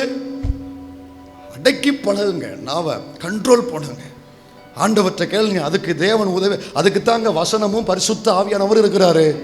இங்கே கவனிங்க, நம்மளை அடக்க முடியாது தான், ஆனால் நீங்கள் பரிசுத்த ஆவியானவரை சார்ந்து கொள்ளும் பொழுது அவர், ஏன்னா நம்மளை அடக்குவது என்பது அபார பலன் நமக்கு தேவைப்படுது. ஒரு மனிதன் நாவை அடக்கணும்னா, தன்னை அடக்கணும்னா, தன் மனதை அடக்கணும்னா அவனுக்கு என்ன தேவைப்படுது? அபார பலன். பட்டணத்தை பிடிக்கிறவனை பார்க்கிலும் மனதை அடக்கிறவன் உத்தம். பட்டணத்தை பிடிக்கிறான்ல, யுத்தம் பண்ணி ஆர்மியை கூட்டு போய் தேசத்துல ஜெயிக்கிறான்ல, அவனை விட எவன் பலசாலி? நான் சொல்றேன், தன் மனதை நாவை அடக்கிறவன் தான். ஒரு வீரனை விட பலசாலி இவன் தான், ராணுவ வீரனை விட அவன் தான் பலசாலி. ஏன்னா எல்லாத்தையும் அடக்கிடலாம், ஆனா தன்னை அடக்குவது என்பது தான் மிகப்பெரிய பலன் நமக்கு தேவை. அந்த பலன் நம்மால முடியாது என்பதற்காகத்தான் பரிசுத்த ஆவியானவர் நமக்கு அந்த பலனை தாராரு, வசனத்தை கொடுத்து நமக்கு பலனை தாராரு. அவரை சார்ந்து கொள்ளும் பொழுது அவர் பலத்தை வச்சு நம்மளை நாம் சரி செய்து கொள்ள முடியும். எத்தனை பேர் ஆமென் சொல்றீங்க? ஹல்லேலூயா.